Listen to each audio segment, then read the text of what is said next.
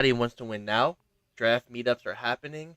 New starting linebacker next year. So much more on this episode of the Purple Rain podcast.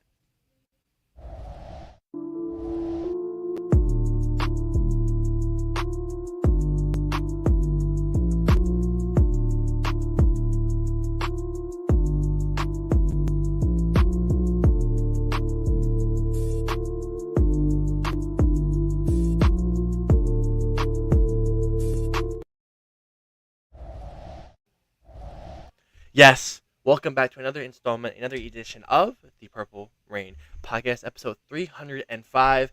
Not too much to say here. The Marquise Brown episode, Reese Lloyd, Kyle Richardson, Jalen Armour Davis, but most notably, the Joseph Vincent Flacco edition of the Purple Rain podcast. Thank you all for spending your Thursday evening, your Friday Eve, as some would say, with us. We truly love you and appreciate you. Seeing the chat right now, we have Zeke Okage, RJ Hori, saying we live, and what's good, what is going on, Zeke? First and foremost, you can follow us on Instagram at the Purple Rain Podcast. This guy right here, Instagram X Sutton Def, me X Simply AS10, Instagram Simply AS10.prod, and most importantly, the sponsor Manscaped.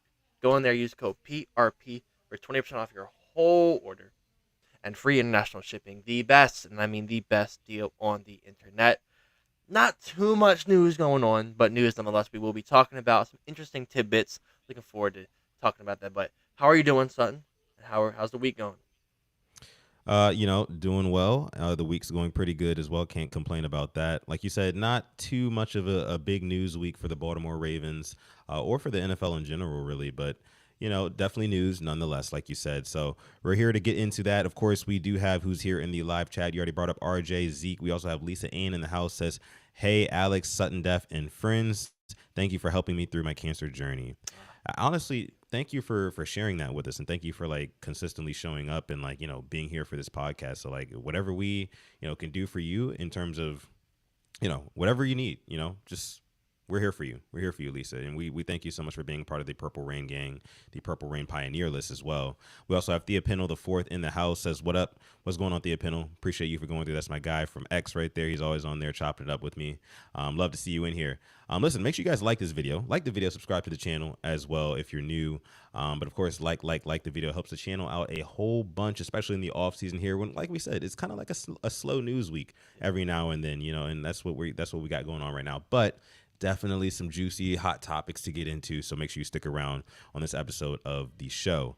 Okay, so Alex, a couple of things have gone down in the Ravens world in the past couple of days since we last spoke on Monday.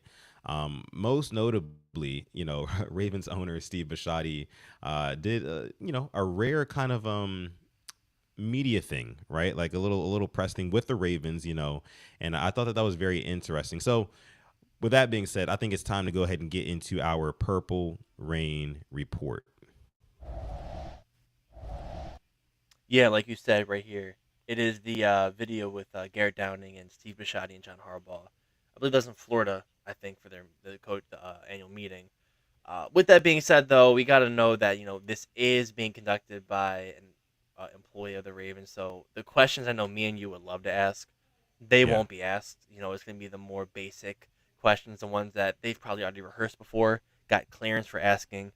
So you have the video pulled up here that the Ravens did share. What do you envision for the next 30 years of Baltimore Ravens football? I want to win now. Right. I don't give a damn about 30 years from now. I really don't. I want to win now. I want to win with these guys. All we're really thinking about is championships. Yeah, we weren't talking about any of this other stuff. We're pissed. We're talking about let's get this done. Yeah. Can we build an offense around Lamar? Well, that's the question. It's like, well, you can if you do it right.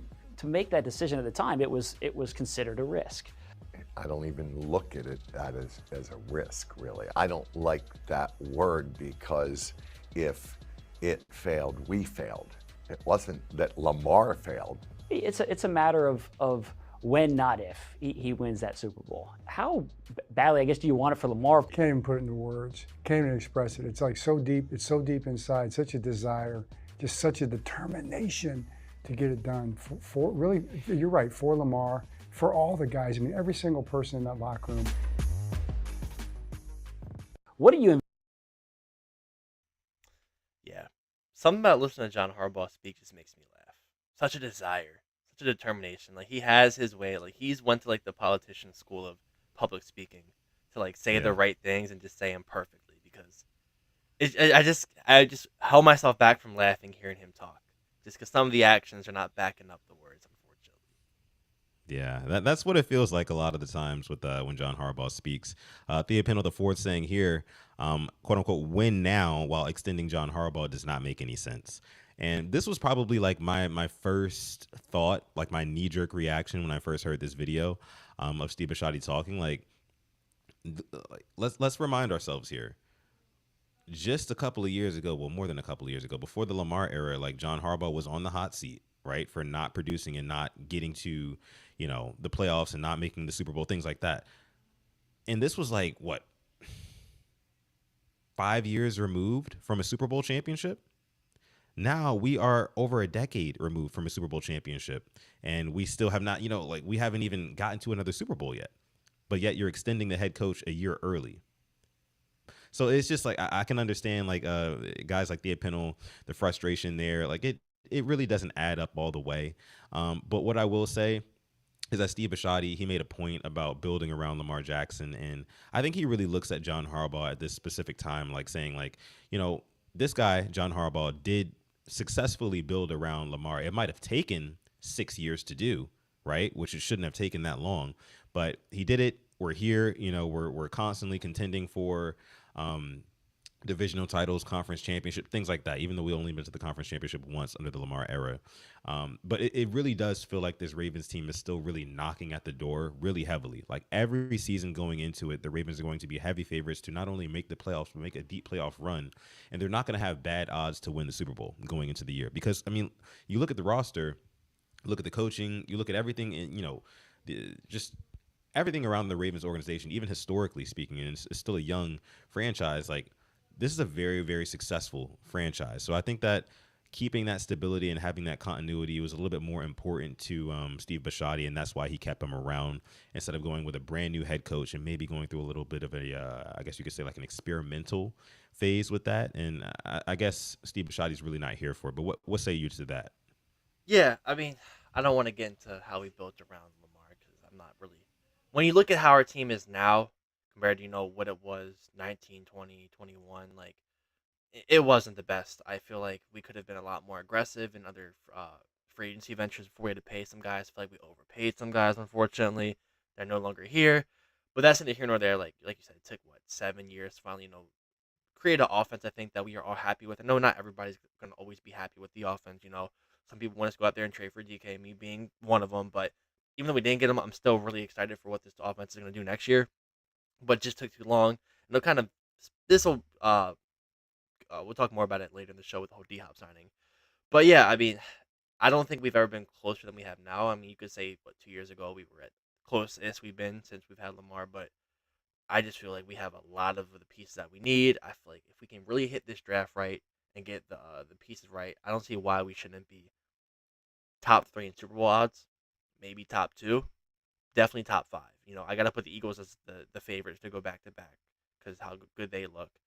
Chiefs not so much. Maybe the Bills ahead of us, if not us ahead of them. But we got to be top 3 or top 4 for Super Bowl odds next year by Vegas.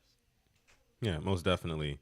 And another thing that I really like that Steve Bisciotti said, he did say he was quote unquote pissed, right? Like I like that because that is kind of the sentiment that's shared by the fans as well. And of course, us, like we have been sitting up here talking about this team on this YouTube channel for the greater part of 5 years, and it's like it's so frustrating sometimes because like this team gets to like the highest of highs, like especially during the regular season, and like they're just so damn good, and then just everything just falls apart seemingly for no reason, just like out of the blue in the playoffs, right? And so yeah, we're pissed, and I'm glad that the owner kind of feels the same way, and he's not like kind of taking a back seat to it. And if I'm being honest with you, I would much rather my team's owner play a role like Steve Bisciotti as opposed to like a Jerry Jones. Mm-hmm. Jerry Jones, somebody who's always out in the media, always saying something controversial, always bringing a distraction to the building, to the locker room, to the franchise in general. Steve Bisciotti plays it real safe, cards real close to the vest, and that's kind of like the Ravens way. You know what I mean? So I kind of respect it, but I also like I said, I love the fact that he said he was pissed, and he's got John Harbaugh sitting right next to him, who was his his employee, and I think that kind of rings a bell in John Harbaugh's head. Like, yeah, I just got extended, but I still kind of got to make something happen. Like the owner is saying he's pissed. He's not satisfied with how the ship is being run, and I'm the one running the ship, right? Maybe I need to make a change. They just paid me, so they have some faith in me, obviously. So I like what he said there, and I think that it can maybe trigger something in John Harbaugh's mind. I don't want to get too deep into that, into the mind of John Harbaugh, because I'll never be able to. Quite honestly, sometimes, yeah, yeah, exactly. But yeah, man, I love the fact that he said he was pissed. I love that. Yeah, that's the guy next to you. You probably had a lot of uncomfortable conversations with over the years. What's going on, this Chef 87? Good evening to you. And, you got to say the right things, but the only thing that really we care about isn't what you're being said, is what you're doing. And that's, Right. getting past certain teams, beating certain teams in the regular season, and then in the playoffs, seeing an improvement, seeing a lack of, not seeing the lack of preparation that we've seen in previous years. Like, that's what we're looking for.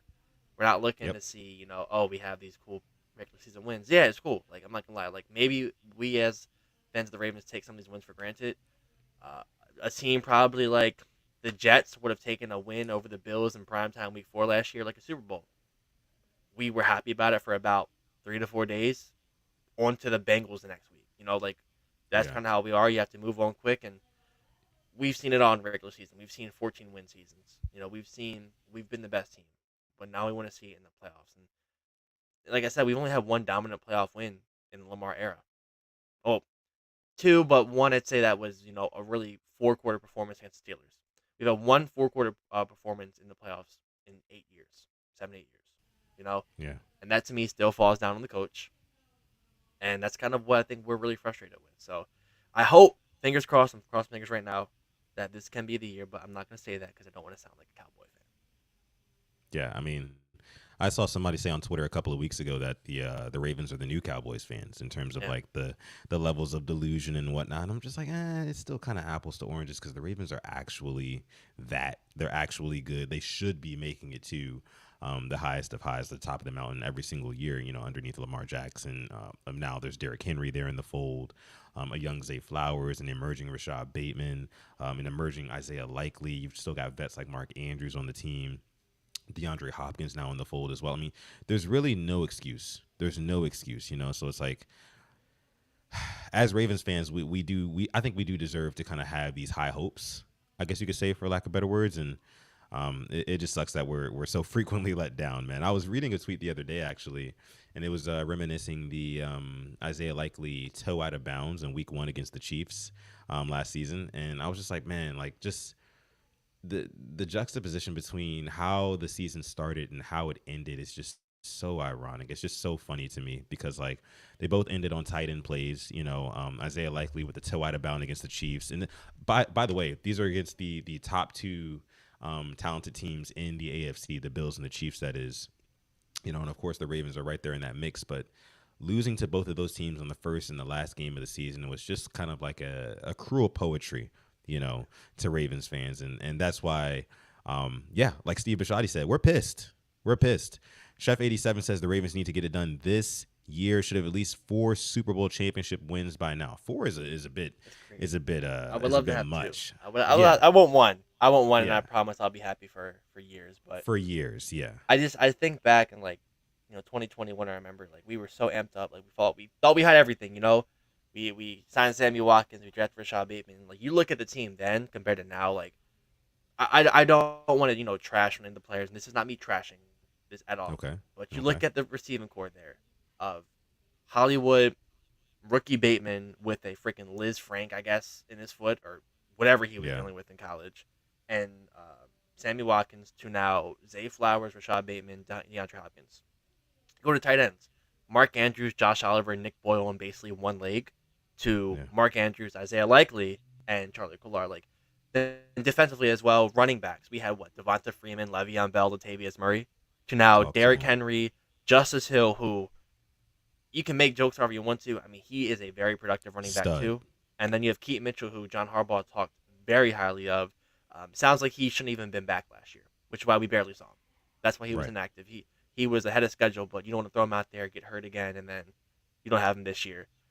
And just on the defensive line and defense, I think we're much better in certain areas. But yeah, man, we just play like where we're in. We don't have no disrespect. It was what Chuck Clark back there with Deshaun Elliott. Now it's Kyle Hamilton or Darius Washington, maybe a first round safety or second round safety. So I'm liking where we're at talent wise, but it'll come down to the coaching again. Here we are, like you Yeah. said. First game of the year, Isaiah Likely toe. Last game of the year, Mark Andrews and the drops. Tight ends, man. That's how the season started and season ended. Yeah. Poetry. End of the day, I mean, we just need to be put in better positions by the end of the game. Like I think that's a really, really big thing.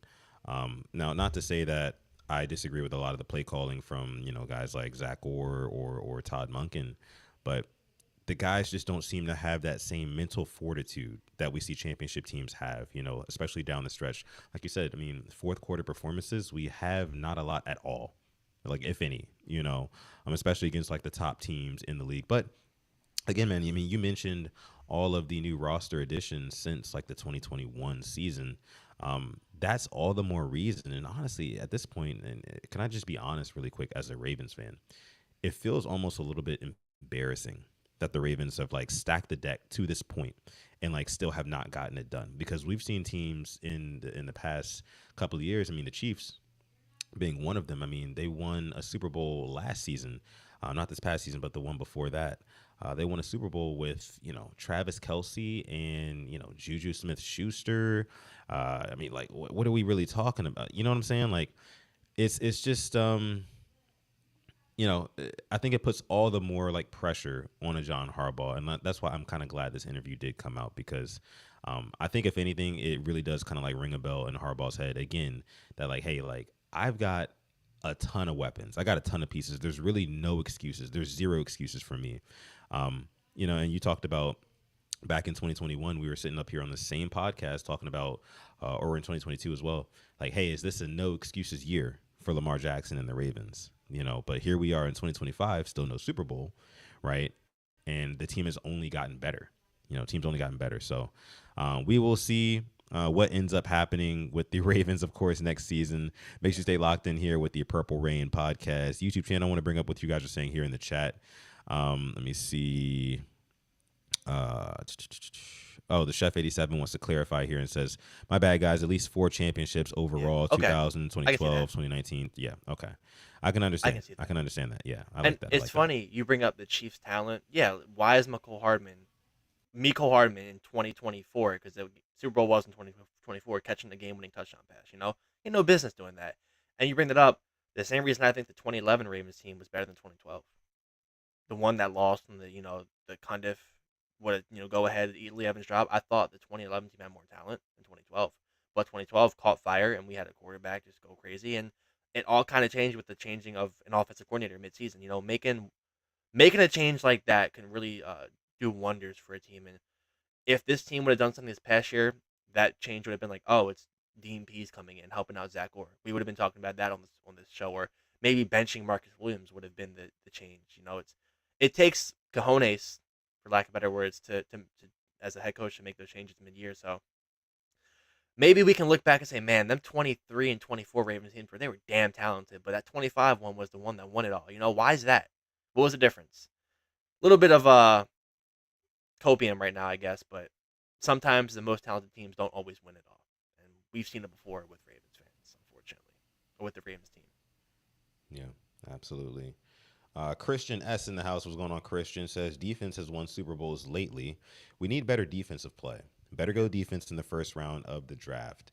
This is a point that a lot of people have been making so far this offseason, that like, hey, like, the Eagles just completely shut down the Kansas City Chiefs in the Super Bowl with just dominant defensive line play, and I think that that's something that, of course, we've been looking at as Ravens fans, where a lot of us are looking at, drafting an edge rusher this season, even though I do still think that the Ravens are kind of like in the school of thought of like, hey, Odafe Owe just broke out last season with 10 sacks. We are going to give this guy every opportunity to kind of break through and be that quote unquote game wrecking edge. And that's kind of like a common theme of what a lot of Ravens fans are talking about this season, that game wrecking edge. But I think that they're going to give him the benefit of the doubt and give him that grace to go ahead and keep going.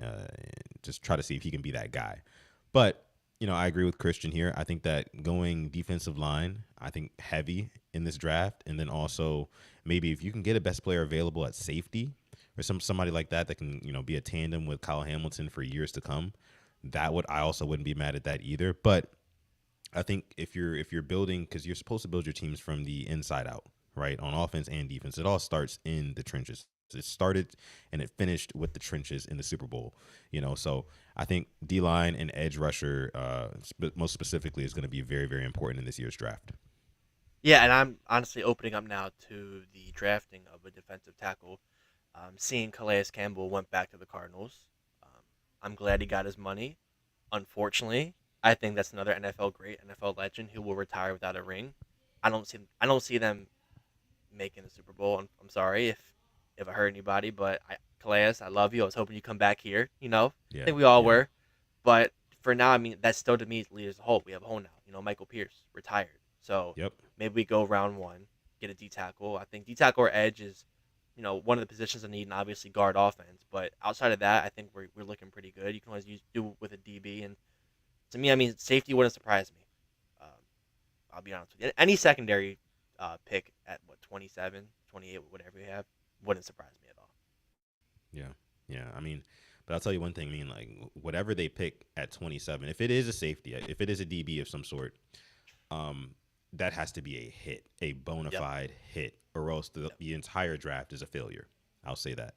Yep. And I'm on record on the last couple of episodes saying that if the Ravens don't go out and draft an edge rusher in the first 2 rounds, like with their first 2 picks, then I think that the cap for the grade would be a D plus or a D minus or whatever, a D. It would be a failure basically. So I mean, go safety first round if you want to, but you better go edge second round.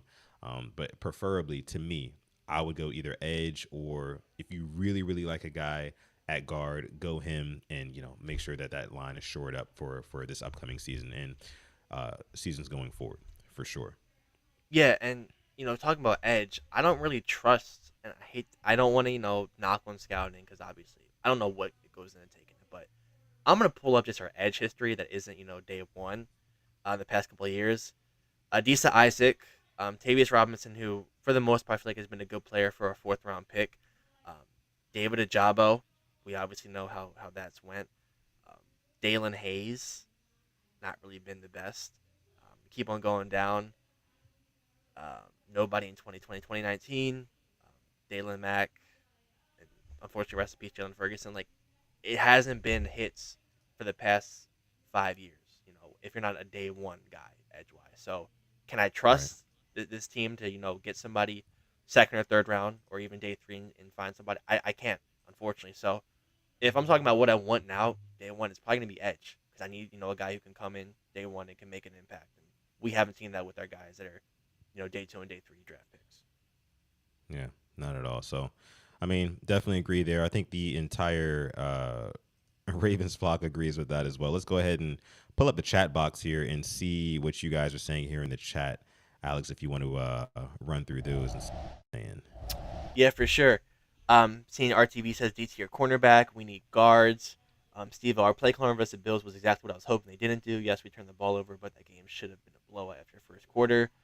Yeah, man, the turnovers just didn't help at all with the pick. But I saw people talking about the defense as well. Good defense last year in 23. Couldn't force turnovers, and that's what we needed. I look at the Commanders-Eagles game. They forced turnovers in the NFC Championship.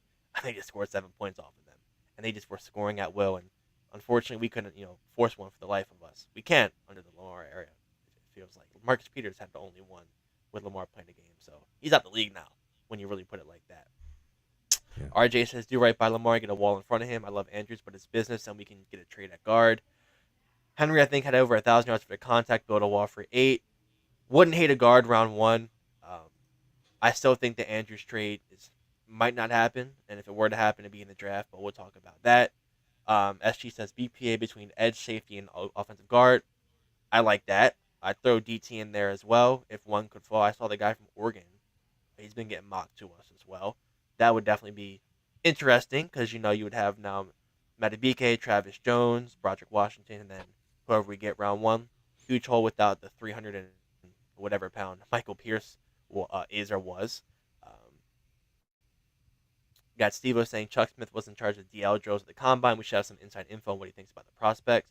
That is true. I would love to see what we can do drafting wise with having Chuck Smith. We really have to hold on to him, and I was happy we were able to keep him. Actually, Derek Harmon, that's the guy. So wouldn't hate any of those picks.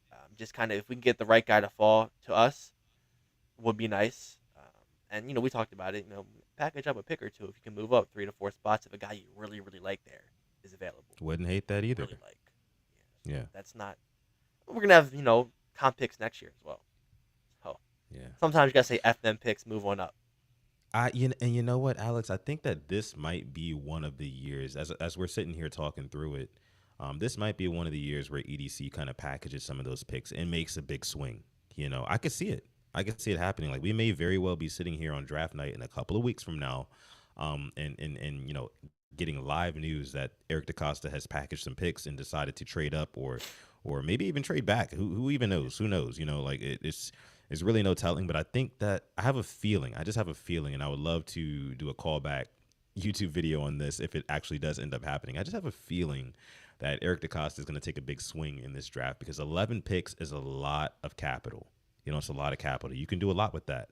Not just picking guys, but kind of moving those picks around and reshuffling the deck a little bit on the fly. So we'll see what ends up happening there. But speaking of the draft, Alex, so there was talks earlier today that the Ravens had brought in one of your favorite receivers, actually from the state. So let's go ahead and just get into that. Yeah, if not my favorite receiver. You see here, the Ravens have met with Maryland wide receiver Ty Felton. Getting the nickname Tiesman this year after the first couple of games. Unfortunately, he didn't have the best of quarterbacks throwing to him, but still making plays. And as the competition, was better, he obviously didn't put up the numbers he was putting up, September and early October. But what he was doing was getting open. He can run every route in the route tree. He had a phenomenal combine that boosted his stock.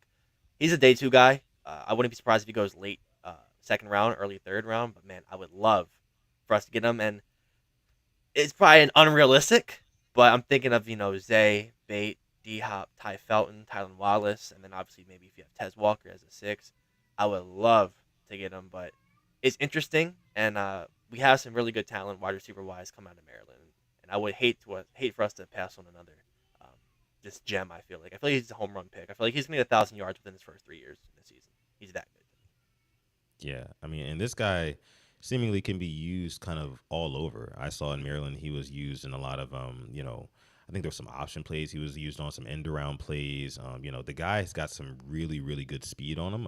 Ran a 4.39, I want to say it was, at the combine. Very, very impressive. How tall is he? What's his measurements at? I'm not exactly sure. I believe he's 6 or 6'1", I want to say. Okay. So not the tallest of receivers, but like can get downfield, you know what I'm saying? Good hands. I just think, where the Ravens are at right now in terms of wide receivers, especially with picking up the DeAndre Hopkins, especially considering how if you are not a first-round talent and you come to the Ravens, who's a run-first team, and, oh, yeah, by the way, they already have all the receivers that they really want, wide receivers 1 through 3, it would be hard getting him on the field. And for that reason, I wouldn't really want to pick him up with a second-round pick. It would be awesome. Maryland kid will be a very feel-good story, but in terms of where the Ravens are right now, it would feel like a major reach. It would feel like a major reach for a wide receiver right now. DeAndre Hopkins, Zay Flowers, Rashad Bateman, the tight ends on the team, Derrick Henry, of course, in the backfield, who is kind of like the main engine of that offense alongside with Lamar Jackson. It just wouldn't make a whole lot of sense. I mean, we've still got guys like Tez Walker, who we haven't even scratched the surface of his potential. So, again, it sounds good, but I'm just not – I'm not really on board with taking him in the second round. Yeah, it's one thing if we didn't have D-Hop, I'd say, and we got him, I'd be cool with it. But second round, you can get a day 1 starter, and he's not going to be a day 1 starter for us at all. Maybe special teams, but not receiver-wise. Day 3, kind of still pushing it. I doubt he falls to the third. Round 3 is still a push. I doubt he falls to day 3, round 4, 5, 6, 7. If he's there in the 4th round, that would be surprising. But, we're probably doing our due diligence, just meeting with them. but this guy is a world of talent, and it just warmed my heart seeing this. But I just know deep down it's not going to happen, so I will not get my hopes up. But I'm glad you brought up Tez Walker because he had one catch for a touchdown last year. Like, what's the expectations? Like, we know he's going to get stashed on special teams again. Yeah. We know him and Tylen will be there. We want him to get some targets, but we know he's kind of doesn't have the best routes running ability. But there's some sort of talent there. The speed is there, the height is there, the physical ability is all there. Yeah, and like I said, with the Ravens being a run first team, it's just his opportunities would be kind of just like they were last year, very far and few between. And he's definitely a guy who they would get on special teams. And I will say this: I don't know if, let's say if for example, if Ty Felton, if he falls in the draft for some reason, if he falls to like day 3, I think I could justify getting him there a little bit more. That would be more of like a little steal. Again, Maryland kid, it's a feel good story. It's kind of like that perfect fit. But again, man, just kind of at that point, they would still go ahead and throw him on special teams, and fans would be livid. Fans would be livid because, like, okay, you got a 3rd round receiver, he's not on the field. But again, how do you get him on the field? How do you work him onto the field with all those guys that we have, Zay Flowers and Bateman and Hopkins, along with the tight ends? So yeah, if you get him, it's like, okay, well, he's going to sit there, develop for a year behind Hopkins and these guys. He'll go in to be the receiver 3 next year, when Hopkins is gone. That's how I would justify it if he were to be a 4th round pick. And like I said, I'd probably be running around my neighborhood with my shirt off, swinging it if we were to get him in the 4th round. What's going on, Jason? How you doing? Gotta get you on here to talk about some draft talk. Definitely gotta do that. But yeah, man, I saw that. I was over the moon. But moving on now. Speaking of receivers, speaking of DeAndre Hopkins, an anonymous NFL executive, anonymous by the way, anonymous, says D-Hop, that doesn't do anything for me. He's just a name at this point. Andrew Hopkins is just a name at this point. All right, does nothing for him. I don't know who this executive is. He's obviously, hiding his identity for a reason. But someone should wake up and say this guy isn't going to be a receiver 1, like he would have been in previous years, like when we signed Sammy Watkins, when we signed Des Bryant. He's not here to change the receiver room. He's here to just kind of fill in, catch when it's thrown to him, convert some 3rd downs, get some 1st downs. This felt just unnecessary hate, honestly. Like, what was this for? What are you gaining from this? Yeah, because for me, like we said, DeAndre Hopkins is going to be a replacement for a Nelson Aguilar, and I feel like if you ask anybody who follows the sport of football, specifically the National Football League, they would tell you that DeAndre Hopkins is absolutely an upgrade over Nelson Aguilar, even in 2025. Like, that's just, it is what it is, and I think that veteran leadership is a really good thing that we got out of this deal. Of course, the compensation that we're giving him is nowhere near what some of the other guys, some of the other wide receivers made this offseason with other teams.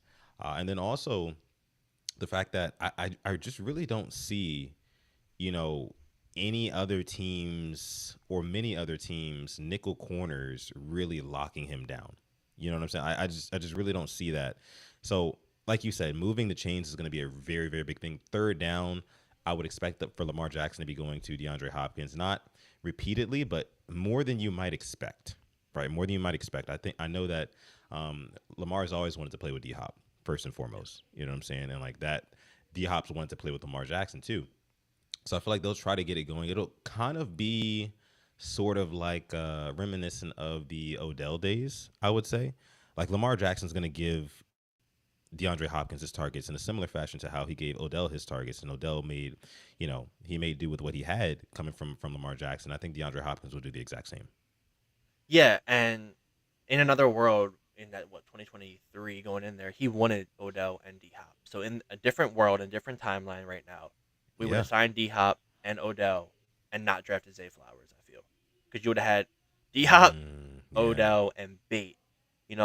Why would you spend a 1st round pick on Zay? I don't think you do. So that would be. I'm happy I don't live in that timeline because I do like having a Pro Bowl and a 1,000-yard drafted receiver. But I just pulled up the stats from last year, and listen, I know who I'm comparing him to. Missed a couple of games, and let's just use context in these situations. All right, think about the quarterbacks throwing the ball. Think about the teams. DeAndre Hopkins had 56 catches for, I believe, 56 receptions for 610 yards. This next receiver, he had 67 receptions for 710 yards. And this guy did miss a couple of games, but option number 2 is making $15 million a year. Option number 1 is making $5 million a year. Option number 1 had Will Levis thrown to him for half the season, and it was on a team that really wasn't that good, and that was just getting bailed out by just black magic. I'm comparing him to Cooper Kupp. That's who I'm comparing him to. 11 less receptions, 100 less yards. $10 million difference. I don't get how you can blast a 1 year, $5 million signing at this point. Exactly. It doesn't feel. This just feels like it's just targeted for some reason. Yeah. We got a guy, Jason in the house says, likely and D-Hop give us 2 receiving options who can be trusted with contested catches. Yeah, that's another big thing too. I think in the red zone, DeAndre Hopkins will be a lot bigger of a threat than people will imagine. With Lamar Jackson and him being able to keep plays alive for so long, it gives a guy like DeAndre Hopkins opportunities to kind of keep the play alive himself and work his way open for Lamar Jackson while people focus on the likes of a Mark Andrews or Rashad Bateman, Zay Flowers, you know what I mean, who's going to draw a lot of attention. And, of course, the threat of the run game as well. DeAndre Hopkins is going to be out on an island in a lot of different, scenarios. And I think that if he gets a lot of one-on-one opportunities, which I think he will, we're going to see a contested catch fest from him and Isaiah Likely. I think Isaiah Likely takes the next step this year too. I mean, Likely's clearly emerged as the next up tight end one, especially after the struggles with Mark Andrews in that playoff game, who, he didn't play. It's not like he didn't do anything in that playoff game, Mark Andrews. I want to give him his credit. I think like 5 catches for like 60-something yards or something like that. But just had a couple key mistakes where Isaiah Likely seemed to show up in those big moments, caught that touchdown at the very end that gave us the opportunity to go ahead and get the go-ahead tie with a 2-point conversion. But yeah, man, I totally agree with you, Jason. I think that Likely and D-Hop are going to give us a lot of opportunities to see some some good highlights this year. But yeah. Yeah. And then also, Jason also says here, he says he compliments the skills of guys we already have. Yeah, love that. He honestly reminds me, I love what I think he's going to be able to do for a guy like Rashad Bateman. I feel like Rashad Bateman and DeAndre Hopkins will be very, very close because they're a similar archetype of receiver, similar build, kind of similar game as well. DeAndre Hopkins, just at the height of his career, was a lot better than Rashad Bateman is right now, of course. But I think that he can actually unlock the next level of Rashad Bateman with kind of like that veteran leadership. We got him early in the offseason, so they're already in communication right now. They'll probably be working out with each other at some point this offseason, if not already.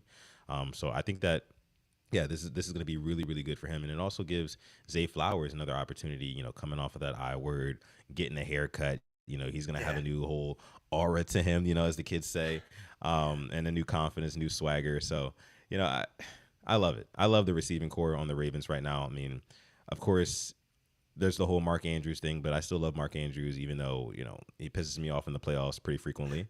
But, yeah, I love where we're at right now, receiver-wise. Yeah, I'm just thinking what Ty Monken can possibly, run right now, and I'm thinking of maybe a little bit of a bunch formation with a little bit of Zay, Bate, and D-Hop, and you have Derrick Henry in the backfield. So you don't know where we could be running. You don't know where we could be throwing. And if we're throwing, where are those 3 guys going? Are we going to make your guys get confused, rub, any of that stuff? So I'm just looking forward to seeing what Monken can draw up. And it feels nice that we have an OC that I can trust. I feel confident in Mr. Monken. Does he piss me off sometimes? Yes. But I do have to understand that, you're not going to be perfect every play. But I thought, we were put in positions to win the game against the Bills. I really can't blame it on him. I thought he called a really good game at points and miscommunication and fumbles, but it's a lot better than what we had. And I'll leave it at that. I'm not going to name names. Yeah, for sure. All right, let's see. Moving right along here, we did have another topic on the docket for tonight's episode. Let me see where it's at. Actually, yeah, so I didn't have a tweet pulled up for this one. Okay. So I guess we can go back to our 2-box. So we're going to go ahead and talk about some Trenton Simpson, no? Yes. All right, so let's go ahead and get into some Trenton Simpson talk. Yeah.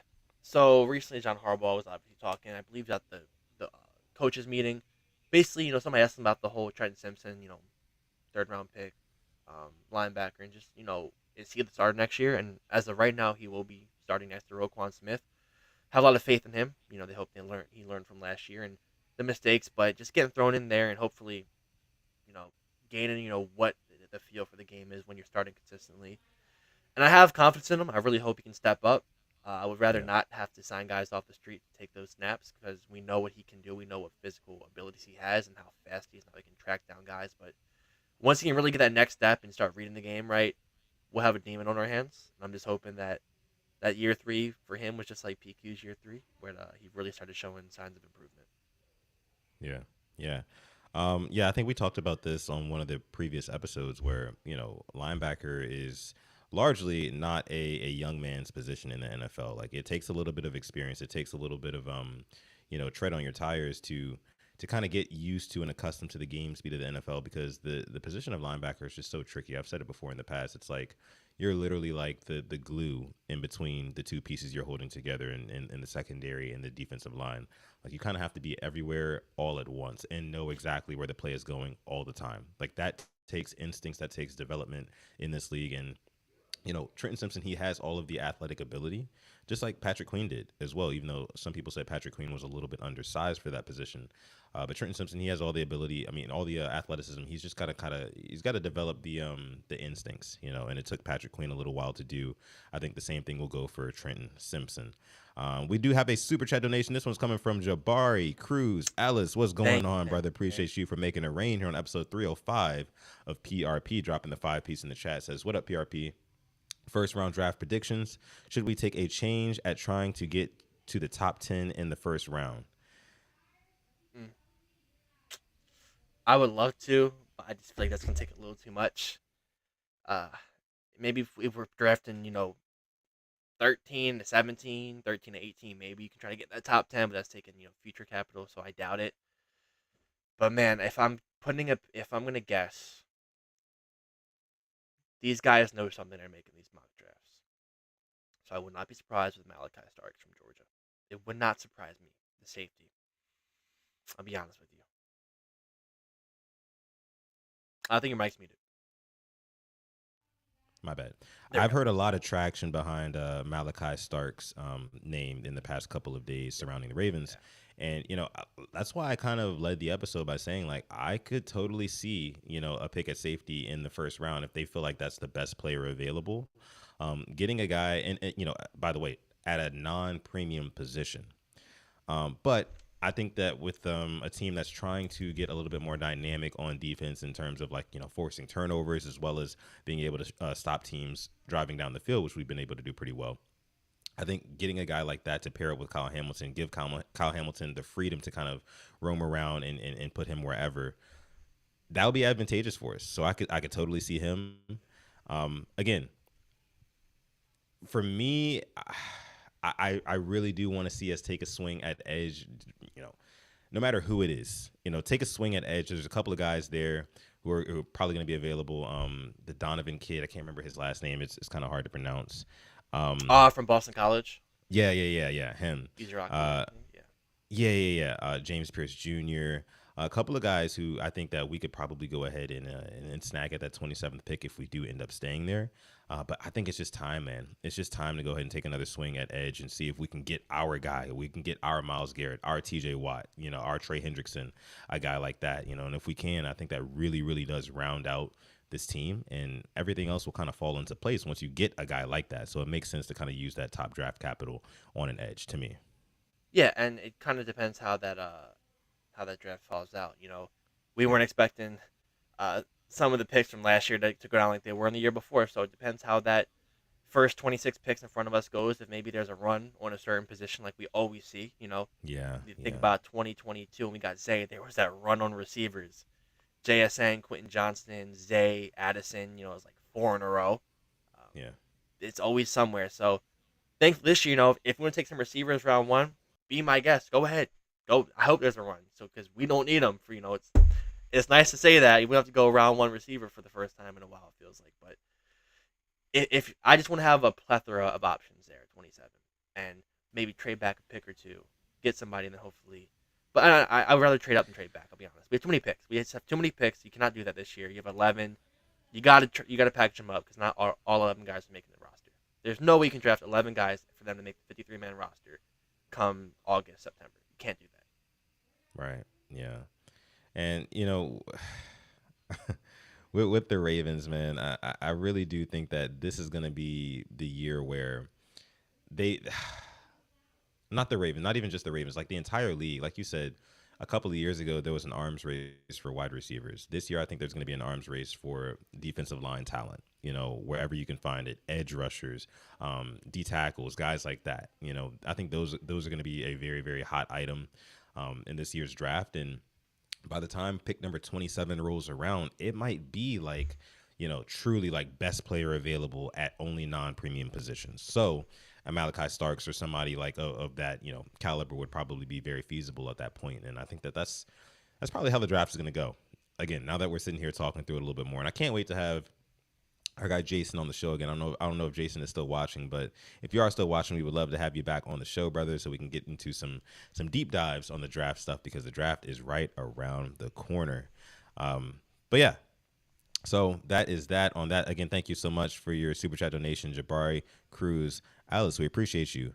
I think we've covered all bases, all topics on this episode of the show. So I think we're going to go ahead and close it there. Thank y'all so much for coming through to episode 305 of Purple Rain Podcast. Jason says, hit him up. We will do that. And we will see you in a future episode of the show in the very near future, because like I said, draft is right around the corner. So again, you can follow me on Twitter or Instagram at Sutton Def. You can follow us on Instagram at the Purple Rain Podcast, where we are live right now. If you are watching on Instagram, shout out to you. Appreciate you for pulling up and coming through in that medium. And then also, my guy Simply AS10, you can follow him on Twitter at Simply AS10 and on Instagram at simplyas10.prod. Our sponsor Manscaped, go on there. Use the code PRP at checkout, 20% off, so you can look nice and clean just like us. But with that being said, I'm going to let my guy Alex take us out. Yes, thank you for coming through to episode 305 of the Purple Rain Podcast. We love you. We appreciate you. As always, stay positive. Test freaking negative. Yes, yes, yes. And never, ever, ever forget, even on the rainiest of days, to call God. It's been another episode of PRP. We're going to catch you guys in the next one.